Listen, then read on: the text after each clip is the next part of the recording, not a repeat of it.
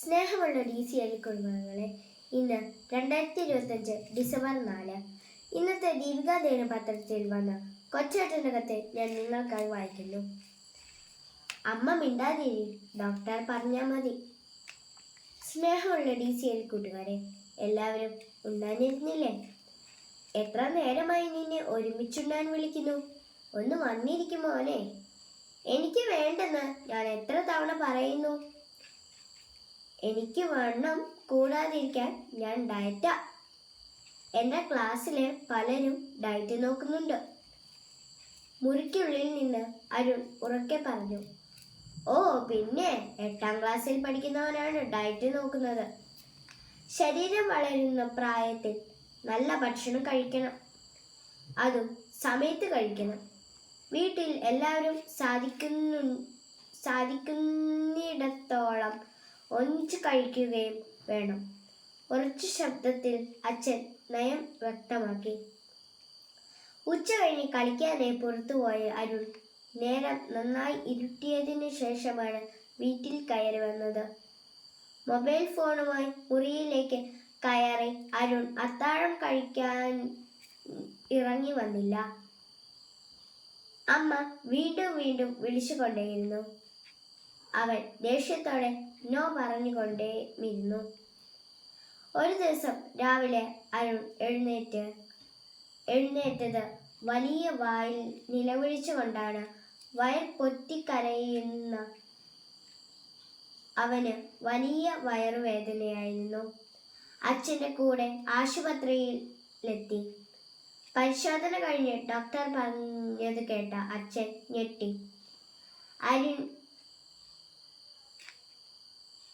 അരുണിൻ്റെ പാൻക്രിയാസിനു നീരുണ്ട്, ബയോപ്സിക്ക് വിടണം.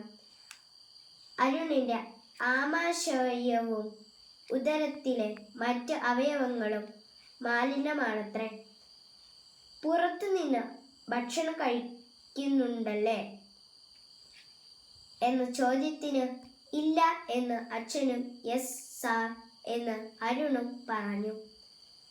കളിക്കാനാണെന്നും പറഞ്ഞ് വീട്ടിൽ നിന്നും ഇറങ്ങുന്നവൻ പണക്കാരുടെ മക്കളോടൊപ്പം ഹോട്ടലുകളിലും ബേക്കറികളിലും കോഫി ഹൗസുകളിലും സ്ഥിരമായി കയറി ജങ്ക് ഫുഡിൻ്റെ അടിമയായി മാറിയിരുന്നു. വീട്ടിലെ ഭക്ഷണത്തിന് രുചിയില്ല എന്നും പരാതിയാണ്. കാരണം ഹോട്ടൽ ബേക്കറി ഭക്ഷണത്തിൻ്റെ ഉമാമിയാണ് എന്ന് ഡോക്ടർ പറഞ്ഞു. കൂട്ടുകാരെ, നിങ്ങളും ഈ ഉമാമിയുടെ അടിമകളാണോ? ഉമാമി എന്ന ജപ്പാൻ വാക്കിന് കൊതിപ്പിക്കുന്ന രുചി എന്നാണെന്നർത്ഥം.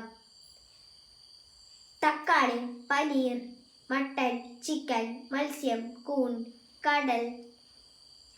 കടൽപ്പായൽ എന്നിവയിൽ നിന്നും ലഭിക്കുന്ന സ്വാഭാവികമായ ഉമാമി ആരോഗ്യത്തിന് നല്ലതാണ്.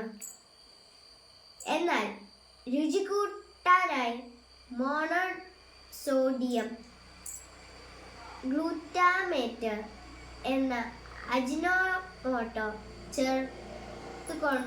ചേർത്തുണ്ടാക്കുന്ന ഉമാമിയുടെ അടിമകളാണ് നമ്മുടെ കഥയിലെ അരുണും കൂട്ടുകാരിൽ ഒട്ടേറെ പേരും. ഇന്ന് കുട്ടികളും യുവജനങ്ങളും മാത്രമല്ല, മുതിർന്നവരും MSGയിലൂടെ നിർമ്മിക്കുന്ന ഉമാമിക്ക് അടിമകളാണ്. നമ്മുടെ വീട്ടിലുണ്ടാക്കുന്ന നാടൻ ഭക്ഷണം ഇന്ന് ആർക്കും വേണ്ട. ഭക്ഷണം ഇന്നു ഹോട്ടലിലാണ് എന്ന് പറയുമ്പോഴേ നാവിൽ വെള്ളം ഉണർത്താൻ അജിനോമോട്ടോയുടെ ഉമാമിക്ക് കഴിവുണ്ട്. Noodles, fried chicken, burger patties, frozen momos, shawarma തുടങ്ങിയ എല്ലാ ഇറക്കുമതി ഭക്ഷണത്തിലും MSGയും കൃത്രിമ രുചിയും വിഷമയമായ നിറങ്ങളുടെ പൊടികളും ആസിഡും എല്ലാം അമിതമായ അളവിൽ ചേർക്കുന്നുണ്ട്. Chips, Lay's, Kurkure, nachos, cheese balls, puffs, panipuri മസാലകൾ, പോപ്കോൺ തുടങ്ങി കുട്ടികൾ ആർത്തിയോടെ ഭക്ഷിക്കുന്ന സാധനങ്ങളിലെല്ലാം അത്യന്തം അപകടകരമായ കൃത്രിമ ഫ്ലേവറുകളും ആസിഡുകളും MSGയും ചേർക്കുന്നുണ്ട്. നമ്മുടെ നാടൻ ചോറും കറികളും, നാടൻ കോഴിയും കപ്പയും ബീഫും, അപ്പവും മുട്ടയും, പുട്ടും കടലയും ചെണ്ടക്കപ്പയും കാന്താരിമുളകും ഉള്ളിച്ചമ്മന്തിയുമൊക്കെ കഴിച്ച് നല്ല കല്ലും മസിലുമായി കല്ലിനോടും മണ്ണിനോടും പടവെട്ടി വളർന്ന കേരം തിങ്ങുന്ന ഈ കേരള നാടിൻ്റെ തനതു ഭക്ഷണ ശൈലികളും രുചിക്കൂട്ടുകളുമൊക്കെ കുഴിമന്തിയുടെ കുഴിയിലിട്ടു മൂടുന്നതാരാണ്? കൂട്ടുകാരെ, ഭക്ഷണം ഒരു സംസ്കാരമാണ്. ഒരേ നാടിനുമുണ്ട് സ്വന്തം ഒരു ഭക്ഷണ സംസ്കാര ചരിത്രം.